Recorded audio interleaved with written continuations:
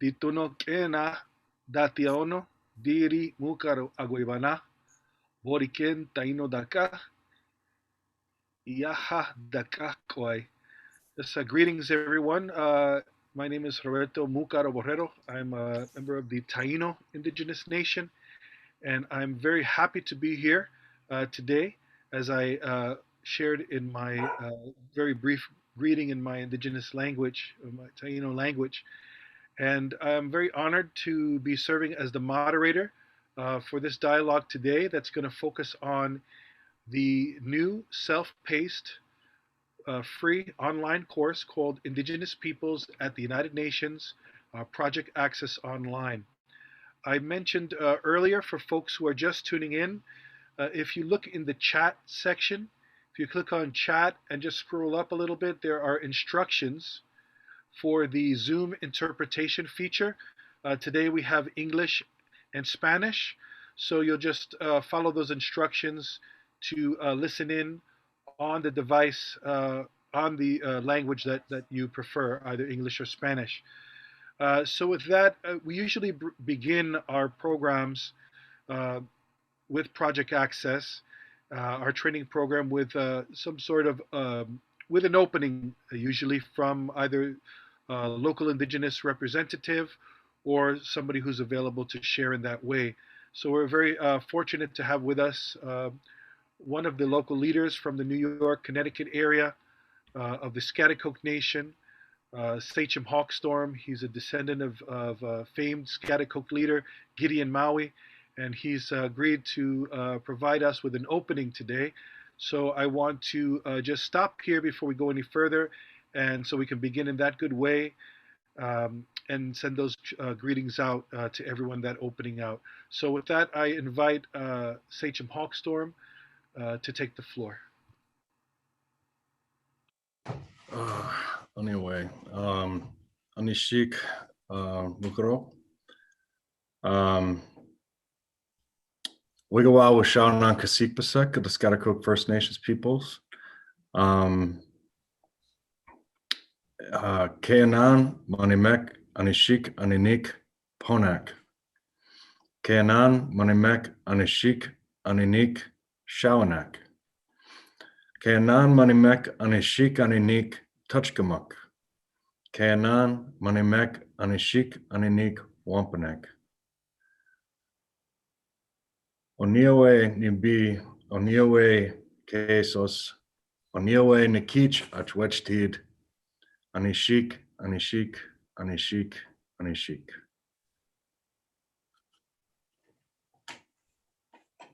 Ahom Datia, thank you, brother, for providing us with that opening, getting us started in a good way for this webinar that's taking place as a side event for the Permanent Forum on Indigenous Issues.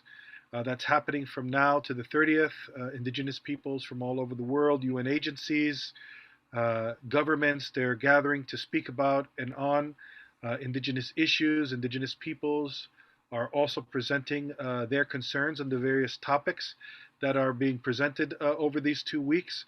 So we want to wish everyone well. And that's part of the reason why we put this program together, this training program entitled, once again, Indigenous Peoples at the United Nations Project Access Online. It's really takes elements of a training program that was developed by the Tribal Link Foundation called Project Access. It takes elements of that and puts it into an online format.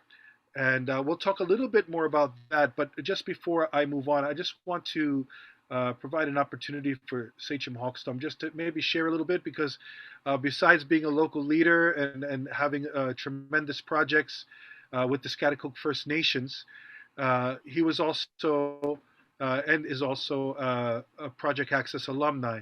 So Hawk, maybe just if you'd like to just share a couple of words about what you feel is the importance of the Project Access program, and anything else you want to share before we begin with our panelists. Yeah, Anishik, Project Access is a very unique program that I'm very grateful to be a part of.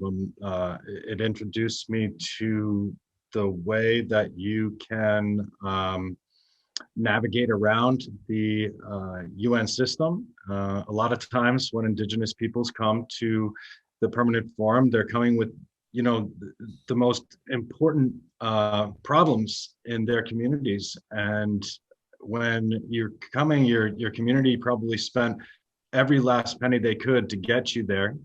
And when you get there, there's nothing telling you how to put a statement to the floor or who to connect with or when to put a statement to the floor.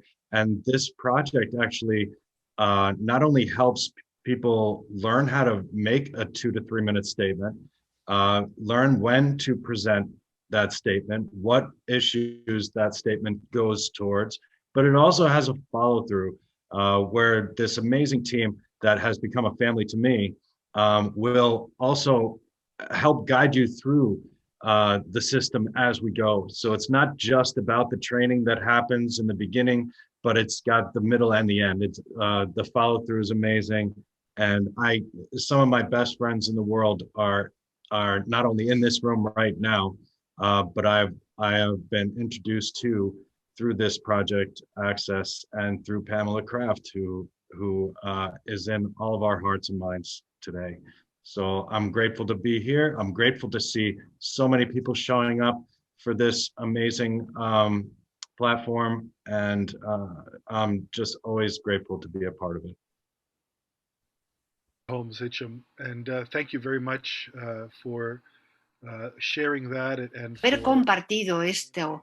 Link's founder and executive director, who, as some of us and some of you may know who are on the call and listening in, that Pamela Kraft has passed away recently, which was a big blow to not just us in this Project Access family, but to Indigenous peoples all around the world. And this course is part of her legacy, and it's something that I know she would want to see continue. And so the folks in this room and others beyond are doing our best to make sure that this happened. And Tribal Link Foundation started around 1993 after Pamela had participated in the Earth Summit. And there she made a commitment to Indigenous peoples to do whatever she can to lift up and raise that visibility of Indigenous peoples. And she really saw the need to do that, and she really saw that Indigenous peoples had to lead in moving forward if we really want to save this planet from the destructive course that it's on. So again, we dedicate this program today to Pamela, and all of her legacy and all of her magic.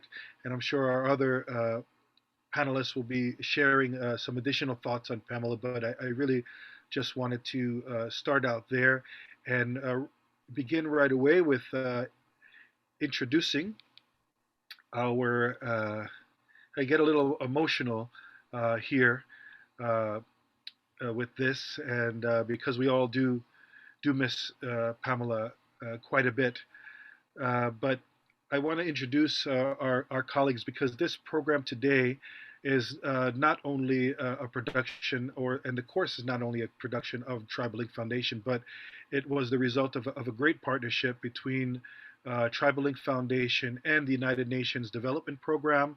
The course is presented via its Learning for Nature platform, and we just had an awesome team at UNDP to help get this online before the Permanent Forum started. And I am very pleased to say that this course, this online course, will be a long-term asset. That means that each year, right before the forum and throughout the year, people will be able to access the course and be introduced to all the elements that it's presenting. So with that, I want to give folks an introduction to the course via our colleague, Julie Capivari. She's going to take us in to just view a little bit through this course, through sharing this video. Julie, you have the floor. Thank you so much, Roberto. I am really, really happy about this event today, and I'm amazed that we were able to have a virtual launch as well for this course. I'm going to be sharing my screen so that I can show you how to use the course room and how you can register for this course. So I'm really happy to present this. It is a free self-paced course on learning for nature, and I support the work of Learning for Nature, which is UNDP's e-learning platform. Our mission is to uplift and work alongside and produce content made by and for Indigenous peoples and local communities to advance on nature-based solutions and sustainable development, and really create assets that can be used in the professional work and at the global advocacy. And so let me share my screen here, and we'll be able to watch this video on how you can register for this course and how you can navigate the course. So this is the course room. I dropped the link in the chat, but I can do that again right after showing this video. And once you click that link, you'll find yourself on this course room page here. To watch the how-to video, you can go to the Welcome to the Course tab here, and this is where you can find the instructional video.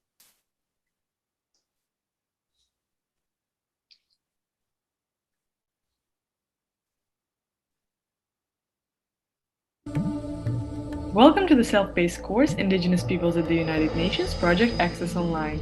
My name is Victoria, and in this short video, I'll walk you through our course room and show you how to complete the course activities.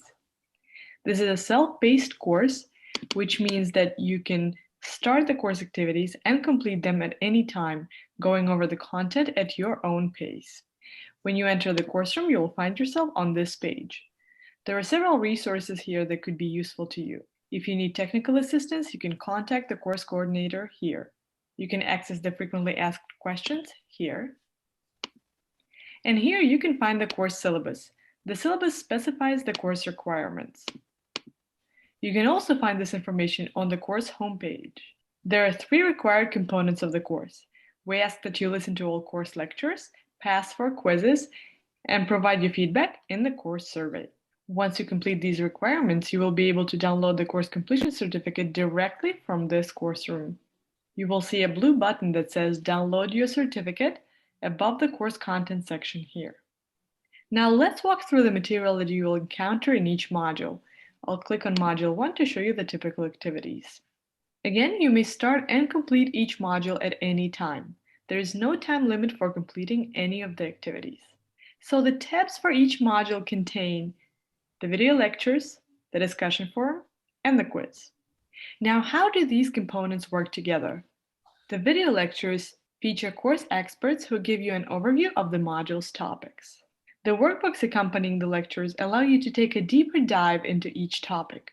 They're available in PDF format, so they can easily be printed out and used for taking notes as you're reviewing the lectures. To test your comprehension of the content of the lectures in the workbooks, we ask you to take a short quiz. To pass the quiz, you must receive a score of 60% or higher. If you don't get all the questions right the first time around, don't worry, you can retake the quiz as many times as you need. After you've reviewed the lectures and the workbooks, and checked your understanding of the content by taking the quiz, you can now bring all this information together and discuss it on the discussion forum with other participants. Modules 2 and 3 will follow the same format. The course will conclude with key takeaways and an opportunity to provide feedback about your learning experience through the required course survey. Now you might wonder, how do I know if I'm on track with all the course activities? At any point in the course, you will be able to easily track your progress. Once you complete an activity, you will see a green check mark next to that activity. Your course completion certificate will be automatically generated once all the activities in the course homepage are marked with green check marks. And that's it, simple, right? Each of the modules contains an instructional email. At any point during the course, if you're not sure about the course requirements, we invite you to refer to that instructional email. One last point before we wrap up this video. Throughout the course, we encourage you to be active on the discussion forum. Learning for Nature offers an opportunity to easily interact with each other, send messages to the Learning for Nature community members, and have a lively discussion. We hope you will take advantage of this interactive environment and engage in conversations with other participants. Get started right now by introducing yourself in the Meet and Greet section on the homepage. To receive email notifications when new comments are posted on any of the forums, you have an option to subscribe to forum activity here. Once again, we're excited to welcome you to the course and wish you a great learning experience. All right, so that was a video put together by my colleague Victoria, who also coordinates the work of UNDP's Learning for Nature. And you might have noticed that some of the names in that course are actually here today speaking to us. I'm really excited to hear from those course speakers live today. And back to you, Roberto. Thank you so much. Thank you so much, Julie. And really, once again, just to commend the team over there at UNDP. It was just wonderful to work together with you to put the course together.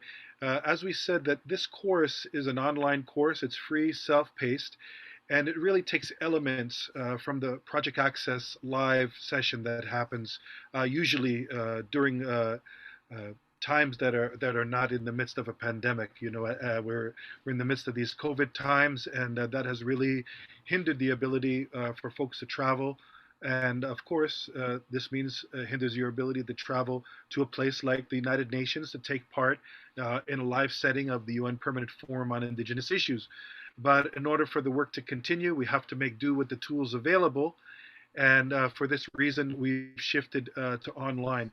So this, for us, this is really important because not only are we able to continue to provide some assistance and some introductory assistance, because you know the UN itself is a bureaucratic process. It's a large process, and many people, as I think mentioned by Sachem Hawkstorm in the beginning, they arrive to this place, this UN system, and with preconceived notions, and hopefully by taking this course, it'll help you focus in and not be as frustrated with the system, because it can be a frustrating place, just to be honest. But this way, you'll be able to navigate. And one thing I'll end with here is that we're not only focusing on the Permanent Forum on Indigenous issues. We're going through history. In the beginning, as you noticed in the video that was just shared, we're going into the Permanent Forum itself, and then talking about also how to make an intervention, which is testimony that you would give at the Permanent Forum or another UN event, and then finally other opportunities. So this is also broadening the scope of the opportunities available to you as an Indigenous leader or an ally to navigate and really where Indigenous issues are being spoken about. So with that, I want to just say thank you again, Julie and team, for providing that beautiful video and for getting the course up in a record time. We had a wonderful launch. And right now, I want to introduce our first speaker, Ms. Andrea Carmen, who's the Executive Director of the International Indian Treaty Council.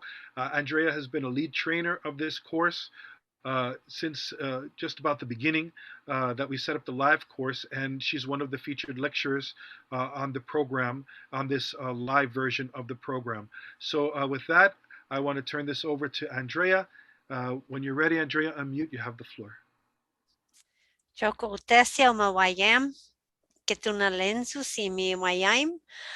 Thank you and respectful greetings to you, my relatives. I hope that a lot of you had a chance to listen to the session of the Permanent Forum this morning. If you did, you saw me make an intervention. 2 minutes they're giving us now. It's as bad as the Human Rights Council.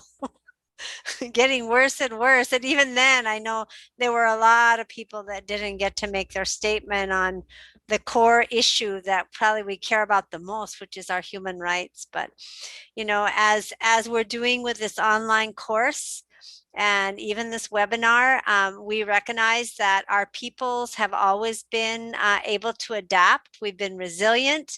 At the same time, we've been stubborn and persistent. And we've been able to achieve incredible achievements in this body of the nations, which doesn't even belong to us. Of course, we're from nations. My organization was the first one to be recognized by the United Nations system with consultative status all the way back in 1977, when we had the first UN conference for Indigenous peoples in Geneva. And through that entire process, we've been able to achieve incredible things, even though we know we're some of us might say on enemy territory in an organization set up by the countries themselves.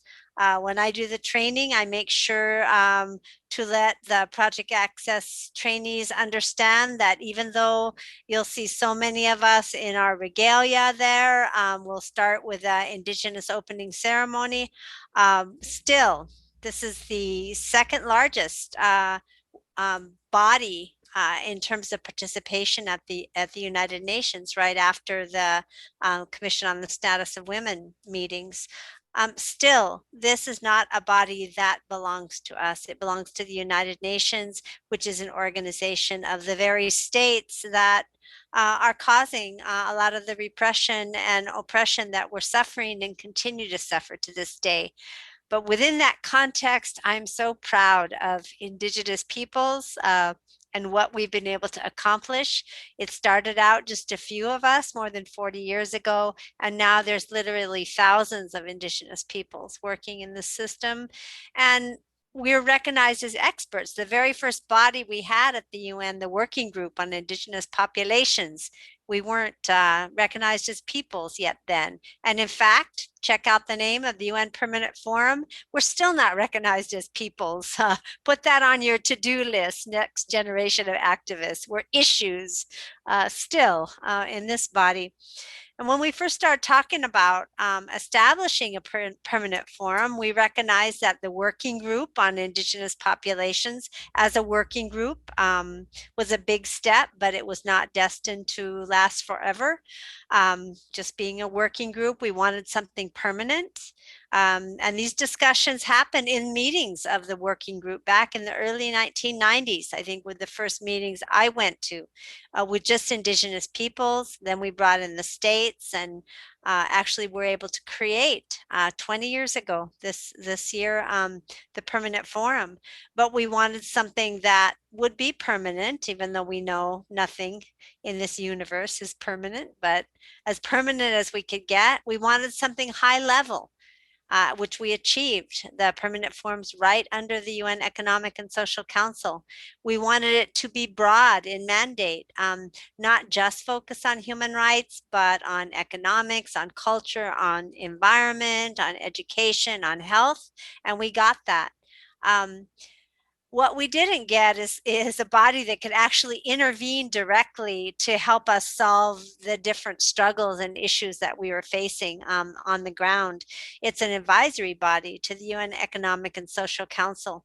But given that, we've been able to achieve incredible things. And Project Access has been such a pleasure for me to participate as the principal trainer. I've seen new delegates come into the UN system, many of them youth and young people, and now they're leaders in different UN bodies, in their own nations, in regional bodies and organizations. They have taken such a powerful and strong role, and I hope that I've been able to be a little piece of that, understanding how to go in with what we believe, with what we're experiencing, with our expertise from our nations and peoples, and fit it into a system that doesn't exactly fit for us, and take what we have to take from the structure that we've been presented and put our own life into it. Achieve the things that we need to achieve, that our people sent us to do, and be practical and be strategic. And all of these things, I think we've been able to share through Project Access. I know we're in an online forum. Part of my favorite part was always the interaction among Indigenous peoples from different countries and regions, maybe that had only heard about each other, but now get to meet each other and share our culture and our histories and our struggles and learn together and work collectively at this UN body. And I think that's the reason it's been so successful. So I know we have other presenters, but I do just want to share a reflection about Pam Kraft, who was a friend of mine for many, many years.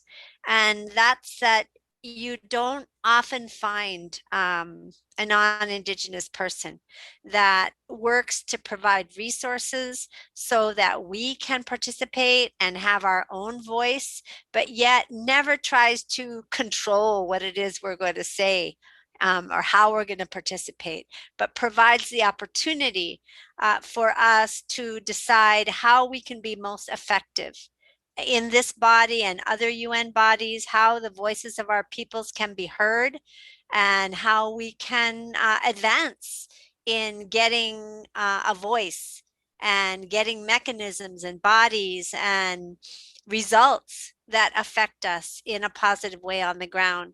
So I want to really honor her that way and recognize how unique that she was of all of our allies in this process. Is she empowered us through her actions, and with that I think we always need to be grateful and hold her up as an example to our allies as well, as a way to work with Indigenous peoples. So with that, Chokwe Utesia, it's a pleasure to be part of this. Can't wait till we can get together again in person, but I hope this online element can remain as one of our ways of getting the word out to a much broader group. Maybe do some kind of combination where we are face to face, some of us, but others can participate from their own communities through virtual methods. And I'll leave it up to you all who know how to do that. But thank you for inviting me, and it's a real pleasure to see you and talk to you. Hahom, Ditu, thank you so much, Andrea, for that and providing a bit of history, which you also do in the course as well. You are providing some of the history of Indigenous peoples' interaction at the United Nations and within the system. And so it's really great to hear that personal experience here in a live sense. Even though we're connected by the internet and not together physically, we still have this live interaction going, which I really appreciate. And I really appreciate the what you shared about Pam and fully agree. And I saw a lot of heads nodding because I think we all feel that way about Pam. She was just so special to all of us. And when you spoke about a broader audience, I just want to remind folks that to get this course out before the forum, there was a lot of work to do.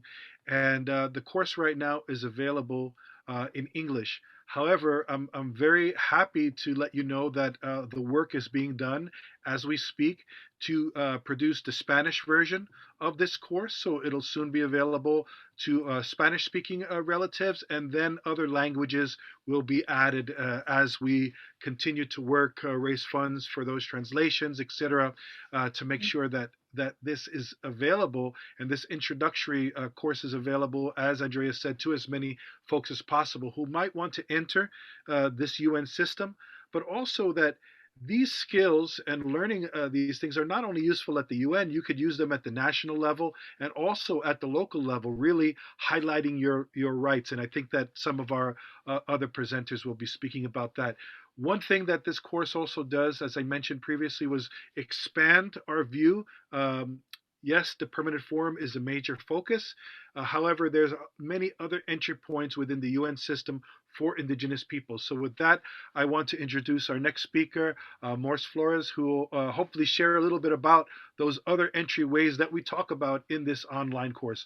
Morse, when you're ready, unmute yourself. You have the floor. Thank you, Roberto. Good afternoon, everyone. I'm sending warm greetings to you from Geneva. Actually, I came out to my office just to put, some elements of nature in the meeting. I hope it's not too loud and too noisy. What I'm going to do is to provide you a bit more of practical tips on how we can strengthen, our advocacy and work in using the different UN mechanisms that are available to us. I have provided 2 inputs in the course.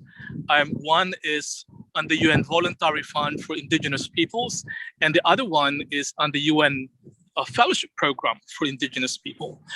I'm not going to go into the details of those because that's your assignment. It's a part of your course. But what I would like now to do is to provide you, as I mentioned, practical tips on how you can best use of those mechanisms and resources that are at your disposal. So if those of you who are well experienced, I'm sure you can also provide additional inputs into this later on, but those who are coming for the first time, these are a couple of tips that I would like you to have in mind. First, you cannot depend something that you don't know. So the first thing really that you have to do is to educate yourself. Learn as much as you can, first, on the international instruments, standards on indigenous peoples. Whether these are conventions, treaties, declaration, resolution, learn them. Second, in addition to those standards and conventions, it's also important for you then to understand how these international standards are being implemented at different levels. And that's where the different bodies and mechanisms of the UN comes in. Andrea has, just provided you the historical developments of indigenous peoples in the UN system and has already provided some of the most important mechanisms that you can come in.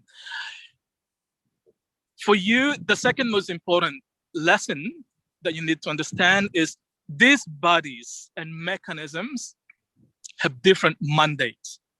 You need to learn by heart what are the different mandates of these mechanisms. Some provide advisories to specific UN mechanisms. Some would carry out studies where you can provide inputs into those studies. Some could visit your country and look at the situation of your people in your country. But take note, this person won't be able to come into your country without permission from your government. That's a special rapporteur. And one of your most important jobs is to invite that person.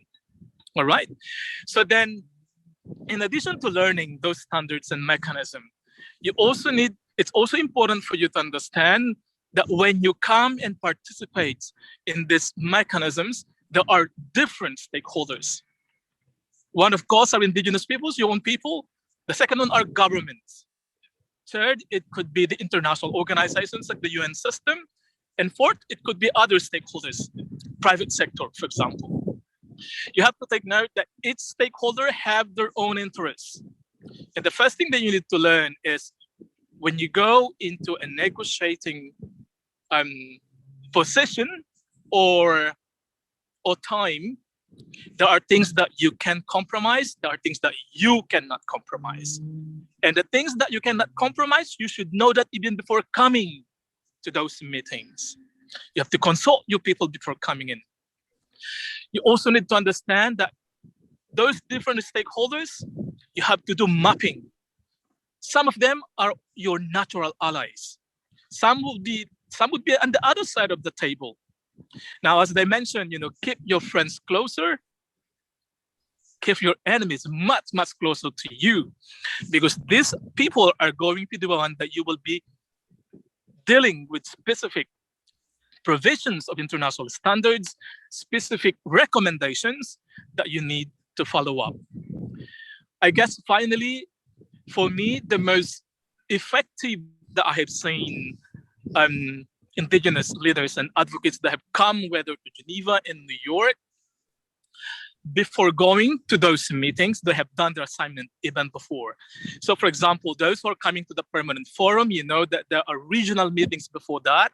There are regional caucuses before that. In indigenous peoples, we are known to have a very cohesive, before going to any meeting, there are some initial discussions that has taken place. You should know those meetings. You should participate in those meetings. You should know what were the latest decisions among these groups, whether these are caucuses of women, of indigenous youth, or let's say the regional geographical caucuses. In addition to that, to make sure that everything that you have learned in Geneva or New York, or whether these are in regional capitals, bring them home. Bring them home and share them to your people or to your communities. It doesn't make sense that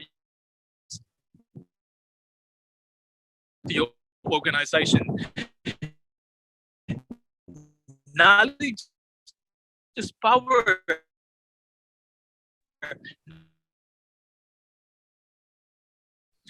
Not only that, you also need to learn how to use photos to text. So you need to find out who among your media is with you. Finally, of course, the most challenging for indigenous peoples is that change doesn't come fast. The things that we wanted to change in our communities, in our countries, whether these are rules, laws, policies, or programs, they don't come over time or overnight. And that is why when you do your advocacy planning, you need to have a short-term advocacy planning. But most importantly, you need to have a long-term planning. What happens when I go to Geneva or New York? And these are my recommendations. And these recommendations are not taken by any of the mechanism. What can I do for the next 6 months? Make sure that you have to follow up too. If you don't follow up, you're wasting your resources and your time. As I have mentioned to you, that follow-up, it comes with patience. And that's where change happens. Andrea was saying, it took the UN over 20 years to come up with a declaration. If indigenous were not patient enough, if indigenous were not following enough, we wouldn't have that declaration and we wouldn't have those mechanisms. So I would repeat, 1, do your assignment before you come to Geneva, learn the standards and the mechanisms. 3rd, prepare yourself, network with other indigenous people, whether this is in your country at the regional level or at the caucuses, whether it's our geographical caucuses or thematic caucuses. You have to provide your inputs on those. 3rd, when you do come to Geneva, learn who is who in the room. Is it your government? Is it your ambassador? Is it your minister? The most important decisions or decisions in general in the UN are not taking place inside the session hall. I can tell you that. And many of our indigenous leaders who have come to Geneva and New York, they know where decisions are taking place.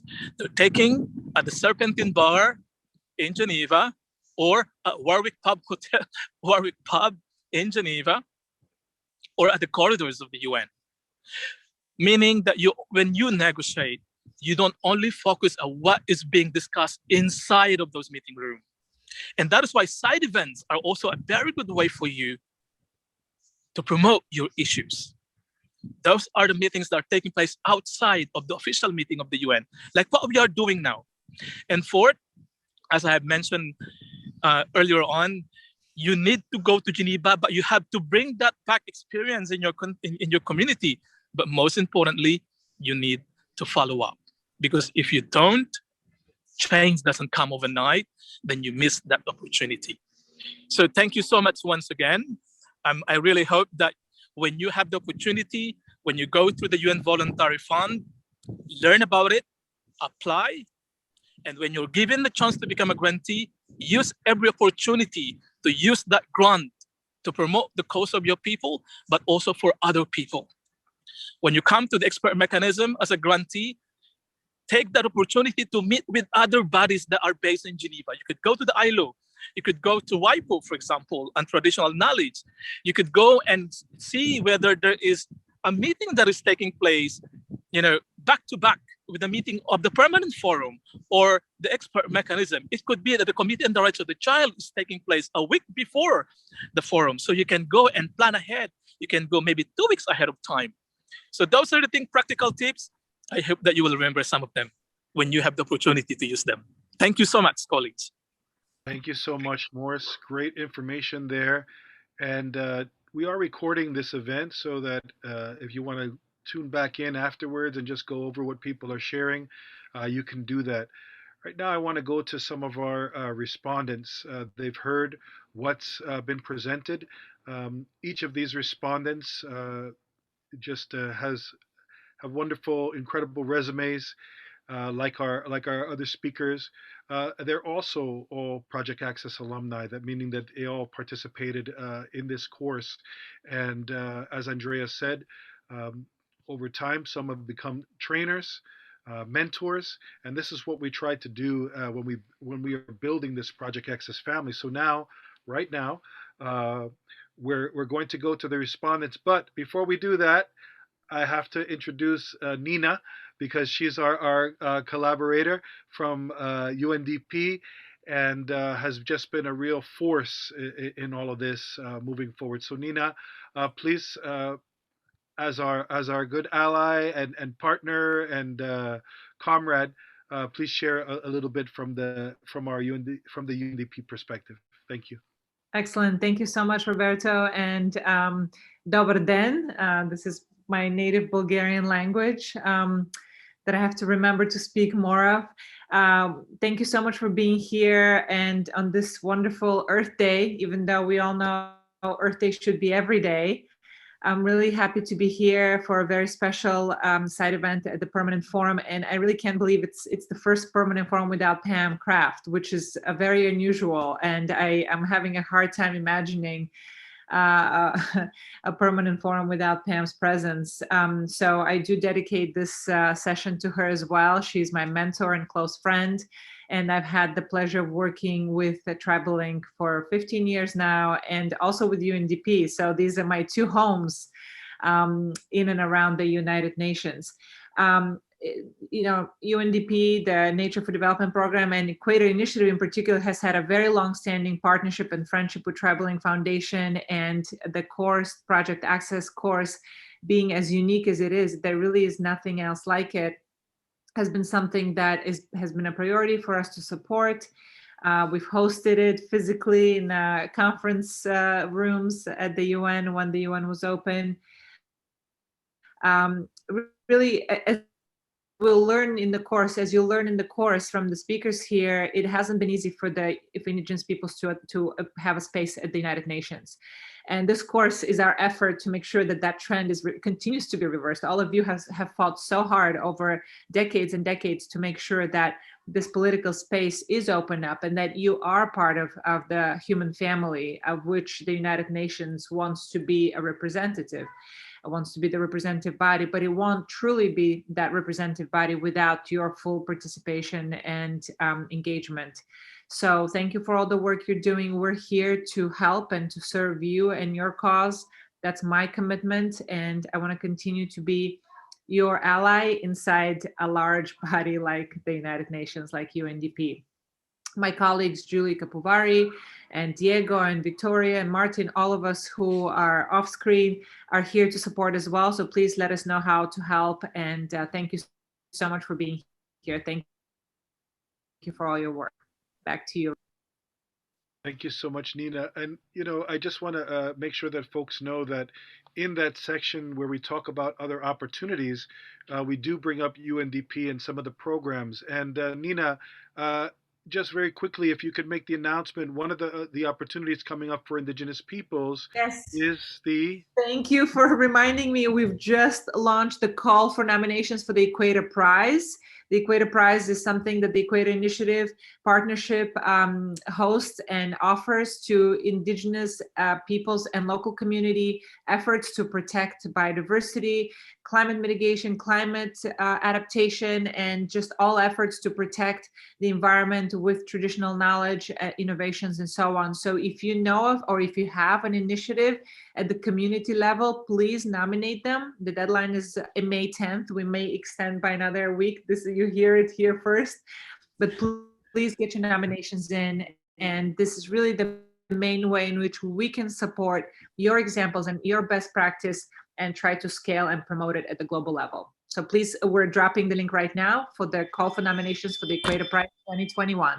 Thank you very much. Thank you so much, Nina. And yes, the link for the Equator Prize, you can take a look at that. It's in the chat. And once again, it's just been a phenomenal partnership with UNDP over the years, and particularly on this project Access Online. So let's go to our respondents. You've heard what was shared. Have we missed anything in what was presented? Can you share a little bit from your experience in the Project Access course, and what other tips that you might be able to share with Indigenous peoples looking to engage in the UN or other systems, either nationally or locally? So let's begin with Ty Pelly, who's a trainer at the course. She's a mentor. She's again, amongst many of my friends here, one of my best friends. And we also work together in our initiatives with the United Confederation of Taino People and also the Caribbean Amerindian Development Organization. So Ty, when you're ready, you have the floor.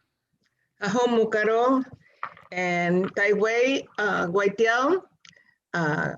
Good evening, relatives. And it is a pleasure to be here and to get to address you and share my excitement with what Project Access has represented to me, not just as a woman, but as an Indigenous woman. I am very grateful. One of my mentors at this international level has been Andrea Carmen. And through what I've learned in this process, it really has allowed me to gain a bigger vision of what it entails to be an Indigenous person in these times and what mechanisms we have available to us. So one of the first things that I noticed in Project Access was the fact that I gained the knowledge and the understanding of what the mandate was. This is something that Morris was mentioning, understanding the mandate of the forum, you know, which is like the first place that we're concentrating on right now, although it's not the only one. But what you learn in this process will allow you to understand what you can and what you cannot do at the forum. One of the things that we've seen in the past, and I can say I see it every year, and Andrea had advised us on that very first session with Project Access many years ago, and we were all able to see it. And that was the fact that a lot of people that did not get any training were getting very frustrated after all the sacrifice made by them, their communities, to get them to New York. They're getting there to the forum expecting to bring back resolutions to the problems they're presenting. So when you understand the mandate, you know exactly what you can do.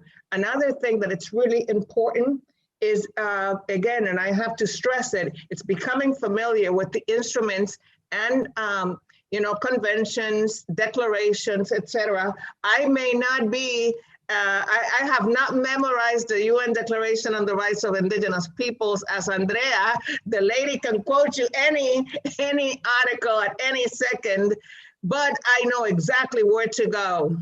And that is something that I think it's really important. When you become familiar with the declaration, you know, it is something that is a tool to bring all the way down to the national level, to the local level, and the community level. Anything that you're going to advocate for, make sure that you bring the UN Declaration with you and that you know exactly what articles of that declaration are addressing your issues. Same thing with the SDGs and other mechanisms that are available and that are crucial to the defense of our human rights, Indigenous, obviously Indigenous people's rights, environmental rights, treaty rights, etc. And another element that it's really important to keep in mind is that, you know, be on the lookout to see when your country is going to have a periodic universal review, because that gives you an opportunity to also address and present the issues that you're experiencing in your country. And now that you have this great opportunity online, that you're going to become part of the Project Access family, I also urge you to invite other members of your community that are advocates to also join so that they too get an understanding of what instruments are available. One of the biggest challenges that we are facing as Indigenous peoples within our local communities at the local and national level is the fact that those who represent, those delegates that are representing our country are not bringing down the knowledge of the different things that need to take place, right? That at the implementation of the UN Declaration, there's still many places that don't even know that there's a UN Declaration. So it is up to us to bring this knowledge to our communities and to use those instruments that we have available to us at every second and moment where you're advocating. So I hope that you understand. You have a new sister here. Hablo también español, de modo que si usted necesita comunicarse. I also speak Spanish, so if anyone feels that it's better, more comfortable to speak in Spanish to me, I'm there for you. So thank you so much. And I wish you all lots of success. Welcome to the Project Access family. Ahom. Ahom, thank you for sharing that. And right now, I want to go right to our next respondent. I'm going to go to Ghazali, and then we'll end up with Carson, and then hopefully we can open up for some questions. So Ghazali, when you're ready. Ghazali is another incredible person, international lawyer. He's been, he's all right. He's all right. No, Ghazali, we love you. Thank you so much for everything you've done during the climate change negotiations and everything else that you do. Also another trainer and mentor in the Project Access family. Ghazali, you have the floor. Thank you so much, Roberto. Just on the outset,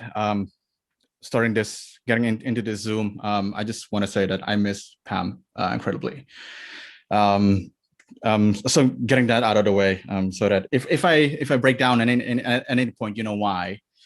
Pam is one of the only few ladies that have seen me grow up in the UN as a small kid, starting in Geneva and then in New York.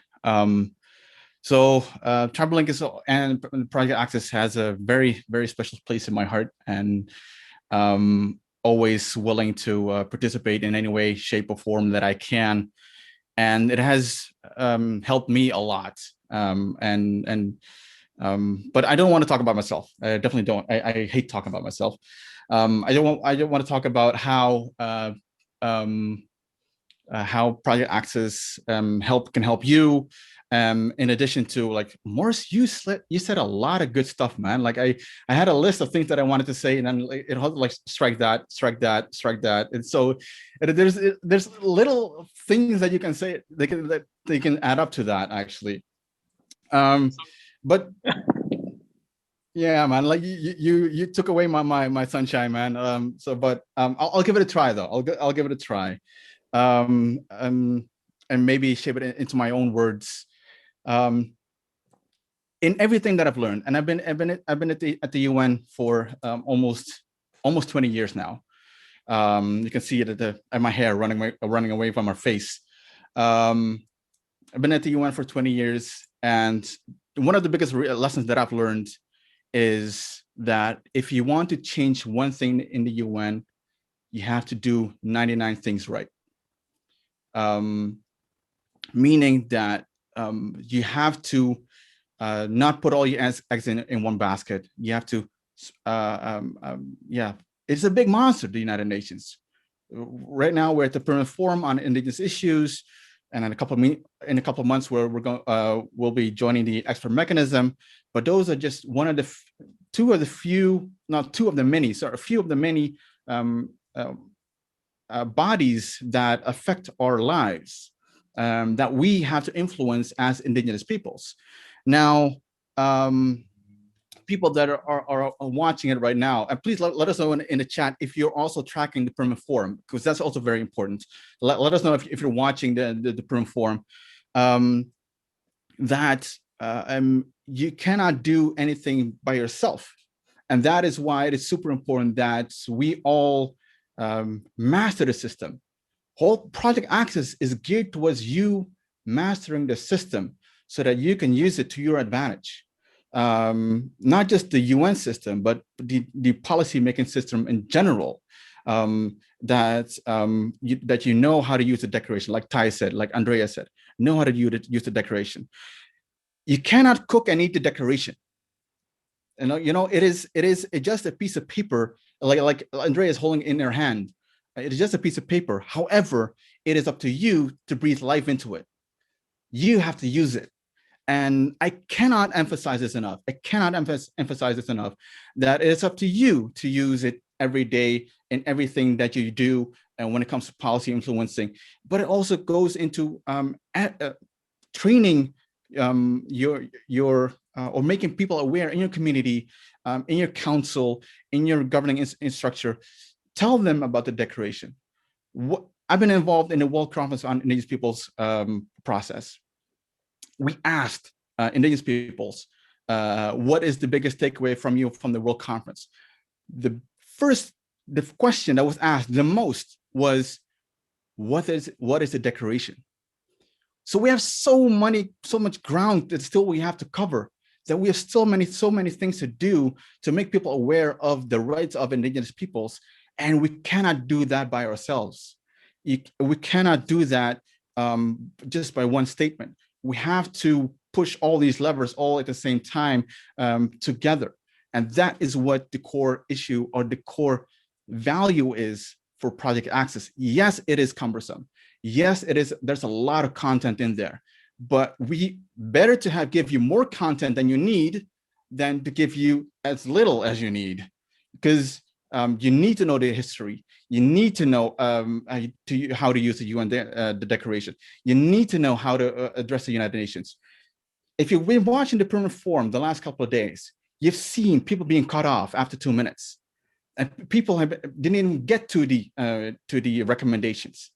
Meaning, you can blame the UN. You can blame the UN. That's they don't give you much more time, but it's up to you to make use of those 2 minutes. Time is gold. Make use of it. Get into your recommendations as fast as possible and create those recommendations that the UN can actually do something about it. And so that is also something that we try to train you in the Project Access. And then 2 final things that I'd like to point out. One is that and something that the Morse said is it was about like, use the media, be your own media. You have your phone, go on Twitter, YouTube, Instagram, whatever. If you want to say something about what's going on, I think human rights violations and everything else, flip on that phone, record it, put it on Instagram, put it on YouTube, be your own media. There's no need for you anymore to reach out to CNN, to Huffington Post or whatever. You can be your own content machine and distribute it as yourself. The moment that Indigenous peoples realize that they don't need the middleman anymore, we will be, I see a lot of great things happening, that Indigenous peoples be their own media machine. And that's one point that I would like to make. And and then there's the final point as well, and that's maybe the most important part, and Ty's been talking about it, Morris as well, is go home and duplicate yourself. Whatever you learn at Project Access, online, the Permanent Forum, or side events, it has no use if you keep it to yourself. It is no use if you are the pinnacle, the light tower of your community, because it is so important that the entire community is aware of their rights, that the entire community knows how to advocate for their rights. So I highly recommend you to use the Project Access online, to sign up. If you haven't done so, do it right now. Please do it right now. It is your toolkit. And like I said before, it is a toolkit, and you decide what you do with it. You decide if you want to build a house, a picnic table, or a shed, or whatever.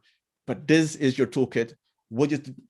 And you're learning from the experts, people that have gone through, that have the mileage to know, and that have gone through all the pains and the sacrifices. So you're learning you're getting a shortcut. You're getting, no, not a shortcut. You're standing on the shoulders of giants in a way. And also, please use the Project Access Online and little tips that I have. And I have so many tips, but I'm not going to share them all. Yeah, I'm super curious what Carson has to say, because he's a media. When it comes to media, he's a media mogul, so he's a machine. So I'm very much excited to learn what Carson has to say on this topic. Thank you so much, Ghazali, for sharing that. Again, all the speakers today have provided some incredibly excellent information, especially if you're just coming into the system and into a space like this. So, Carson, when you're ready, I know you feel that maybe a lot has already been shared, but I feel that you also have a great, unique perspective, because you're a lot younger than us. and you've had made an incredible, I could say, an incredible contribution from your participation in Project Access, and then immediately the work that you started to do with the Global Youth Caucus. It was amazing to me to see that transformation and to see how you've continued. So maybe you could share a little bit about that, and of course add about the media or anything else you want to add. You have the floor, Carson. Well, thank you so much. And I was just writing in the chat that after Moz, Andrea, Ghazali, Tai, and everyone that has come before me, then I don't know, I've just been crossing my points. Yeah, well, I still have a few things to say. Thank you so much, Roberto, and thank you, Project Access family, UNDP, Nina, Julie, and the rest of the team. Also, James in the background. I mean, Jimmy, James, Andy. I see you, and I'm so grateful for all the work that you've done for all of us to be here. Also, in loving memory of Pam, it's important that I mention that I'm here. This is Pam. It's important that I mention that I'm here because of the belief that Pam had in me. Just a simple email, and she called me all the way from New York. It's very expensive, and they were telling me when I got to New York, Pam and James were telling me that, and also Roberto, I think he was there, that I had to be there. It was a very powerful statement to say. I'll share in another forum, but let me go back. So I was just getting emotional remembering Pam. Well, back where I come from, when you're young and you're given a seat by those who are older than you, elderly, and also the eldest, and they give you a seat, it means that they know that you're not going to talk something really small, you're going to talk something better that can build a society. And so I'm grateful to be given this seat to say something for the Project Access family online and those who are yet to join this important course. And so before Project Access, I was very, very green regarding all the instruments of the Indigenous Peoples' Rights Movement. I had just been into one very incredible workshop organized by the regional Indigenous Peoples body in Africa, Indigenous Peoples of Africa Coordinating Committee. It's called IPAC. And that is where the network grew. And I got to see the link by Moses Secretariat, Voluntary Fund. I applied and here I am. But I was so green before I got to Project Access. This is where I got to learn how to use the 2 minutes that you see in this here's event. Powerful, that you have to compact. And my brother Ghazali usually tells us that you have to use the smart smart when you organize your thoughts when you're reading the statement. And so I appreciate that this is a program that builds you as an Indigenous grassroots leader or a global leader. It gives you the disposal, at your disposal, all the tools that you need to to advance and promote the rights of indigenous peoples wherever you are. And you don't have to be a big wig, you don't have to be a superstar. No, this one gives you everything that you need. And even if you are a university lecturer, this is what you already want to learn, because we've seen people coming on board and they learn a lot more than they have already seen. The UN system is so huge. And for me, the first day that I was there, going into the UN, the hallways were new, but I already knew what to say and what to do. When you meet with someone that you think they can build your network, you know what to say and what to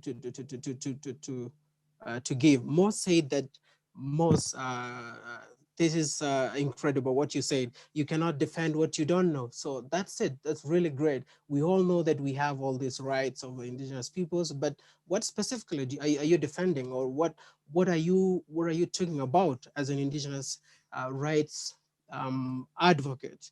And so the main objective actually is to give the indigenous leaders the exposure and the tools that you need to sort of give you the self-esteem that that you will need when you are talking authoritatively about the rights of your people.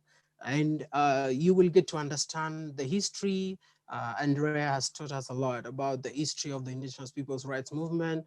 A few days ago, I had a conversation with a special rapporteur, and he was telling us about the process of ILO 169, ratifications, reviews, and all those issues.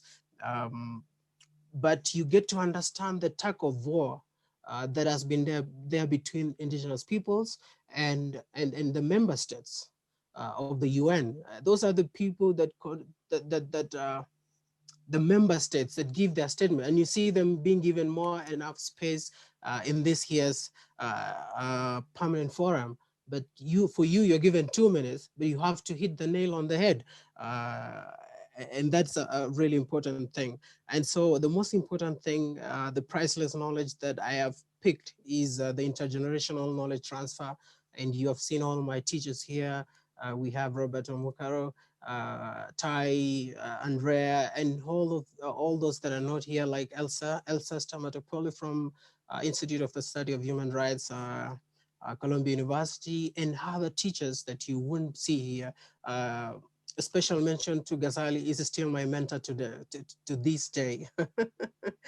Thank you so much. And that is what I wanted to talk about. It is the priceless knowledge and intergenerational knowledge transfer that is there. This is an open space. It's not closed. It's not like a closed group where you have to apply, or you have to be recommended by so and so. No, just join, learn, support the movement. It's as simple as that. Another thing is the mentorship, the network to build others or to build yourself. You build yourself by molding others. And that's what fellow speakers have said who have come before me, that we cannot be successful if we don't have successors who will join and run this after us. And that is very important. Remember the 7 generations principle. That's the most important. That's my closing remark. Just remember that. And we have to build with this learning for nature and tribal link event that we have today. Just sign up right now and go through again and again, learn and do everything that will promote this indigenous rights movement. Thank you so much, and over to you, Roberto. Thank you so much, Carson. I really enjoyed that line that you shared. You know, you can have success without successors. Beautiful, beautiful way and beautiful thought. And I'm very happy that we're thinking like that, because that's what this course is about, right? It's about continuing to share that knowledge, that intergenerational knowledge. We know that others have come before us, and we're trying to also impart that knowledge that we're learning. So that cycle is continuing. You mentioned the 7th generation principle, where we're thinking about not just ourselves, the present, but we're thinking about the future generations based on also our link to our past, right? Our ancestors and the values that they had. So thank you again. I say Hahom Atia. Thank you, brother, for that. And right now, we have a little bit of time to answer some questions. And I don't see many questions coming in. There was a few that came in on the Q&A, but I'm looking at the chat. It's quite lively, and I appreciate that. But perhaps there's a little bit of a discussion going on now in the chat about corporations and business and indigenous peoples and folks being taken advantage of. I don't know if perhaps maybe Andrea or Morse might want to just make a comment on the initiatives going on with the business and human rights at the United Nations to kind of let people know that, yes, we are thinking about these issues. These issues are important. Thank you very much. There are so many initiatives that we've been involved in as International Indian Treaty Council and our vast network of affiliates. And one, of course, was to bring about the business and human rights principles that then went on to found the Business and Human Rights Forum. Now we're working on a very important initiative at the Human Rights Council to actually create a legally binding UN convention or treaty. It's being spearheaded by Ecuador, but IITC and a very small handful of indigenous peoples, and we hope more will step in because, as people have said, this is a very important issue for us. But it's creating a legally binding UN instrument on human rights and transnational corporations. We know that in the UN system, the states that license these corporations are being held accountable, beginning to be held accountable. The UN CERD, Committee on Elimination of Racial Discrimination, has told countries such as the United States that they are responsible for the human rights violations caused by the companies they license that export pesticides and use them in my community and in Mexico and others throughout the so-called developing world that have been banned for use in the countries that export them because they're proved to cause birth defects and cancers, etc. They said the same thing to Canada regarding the Canadian mining companies that are operating in Guatemala and around the world. Canada is the biggest funder and the biggest implementer of mining globally. But those practices are exported from Canada, for example. So we really need this international instrument. And I'm happy to say that the current draft, which is available on IITC's website and probably through the Human Rights Council's website, does recognize the UN Declaration on the Rights of Indigenous Peoples. It didn't at first, but we have to be in there. It's a good example. If we're not there, I'm sorry to say there's no one else that's going to insist that our rights be recognized. Same thing happened with the development of the Paris Agreement, the UNF Framework Convention on Climate Change, that finally recognized in the preamble the rights of indigenous peoples. We had to fight every second for that during all of COP21. And there's so many other examples. I know, one of our leaders said after the official tour of the UN rapporteur, former mandate holder James Anaya to the United States, all these great recommendations. He said, but where are the teeth? Where is the guarantee that the United States will implement these recognition and recommendations? And then he said, but suddenly I realized, wait a minute, we're the teeth. Nothing has ever happened at the UN without us pushing it. We get something, then we push it to the next level and the next level. So I just want to end with that. Yes, we're working now on a new convention at the UN. We have to make sure it meets the needs of indigenous peoples for access to justice, for all the violations of our rights caused by corporations. But we have to build on what we did before and take it to the next level. We are the teeth that put teeth into the UN process. Thank you.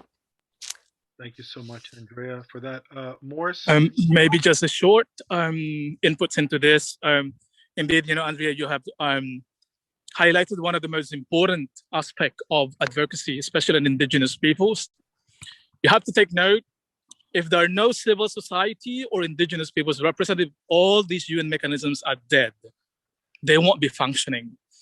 So you have to understand that your presence, your participation, your inputs makes these mechanisms or bodies alive.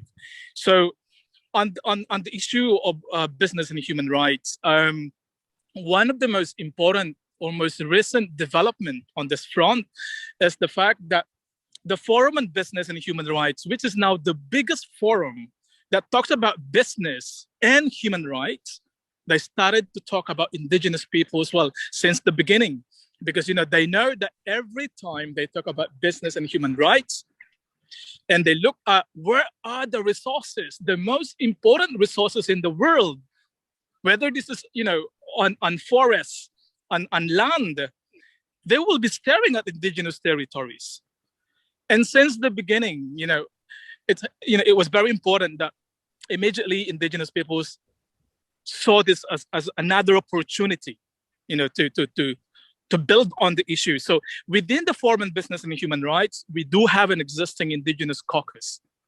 And thanks to that caucus, who have been following the session on the Forum on Business and Human Rights, they were actually the one who pushed for the expansion of the mandate of the UN Voluntary Fund for Indigenous People to ensure that in the next session to come of the forum, that the fund will provide resources for indigenous people to participate in those meetings.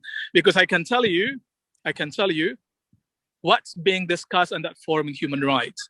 Every single discussion is related to indigenous rights. Now, I mentioned very recently, one of the most important development is that the forum, before they come to Geneva, they now organize regional forums in Asia, in Africa, in Latin America. They started to actually pattern how the indigenous peoples movement is working. So they learned that it is not enough that they come to Geneva and talk about human rights and business for 3 days. It's just impossible. So now you don't have to come to Geneva anymore. You can start participating in the region where you're coming from and put forward your issues. And take note, we do have an existing indigenous caucus that is linked to the Forum Business and Human Rights, so that if you are unable to come and attend the forum, which is normally takes place in November for 3 days, and coming to Geneva for 3 days is very expensive, you can put forward your recommendations, your issues, or any specific cases to the caucus. These are indigenous peoples themselves.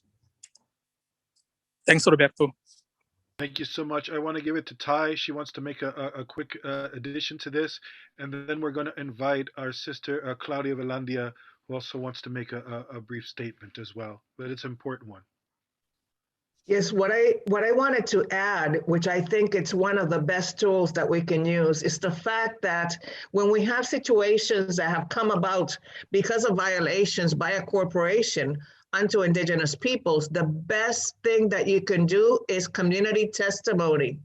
Record community testimony, because we have seen that in the past, action has been followed after the presentation of community testimonies, as is the case of Andrea's tribal nation, the Yaquis, precisely with the use of banned pesticides sold by the United States onto Mexico. And the other thing that I wanted to mention is the fact that when we see that there are human rights violations coming about from the practices of a corporation, this is where networking with all our relatives is really important.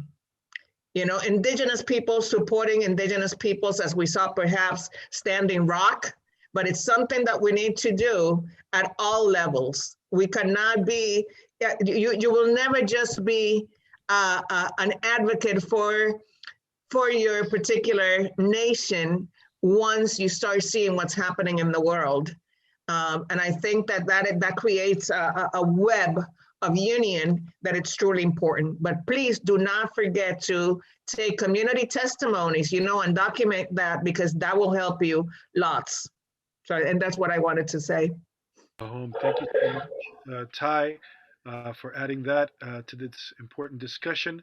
And you did mention Standing Rock, and I think that that's perfect to introduce our next speaker who wanted to share.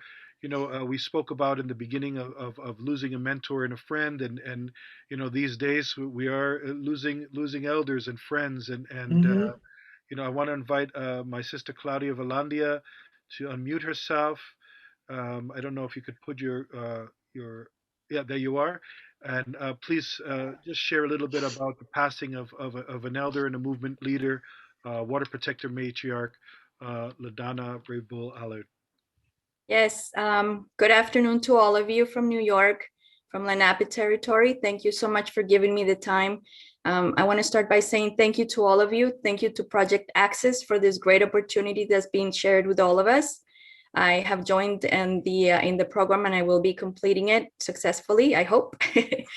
I just wanted to take this time to say that Semilla Warunqua, the organization that I am part of, is heartbroken at the loss of our sister.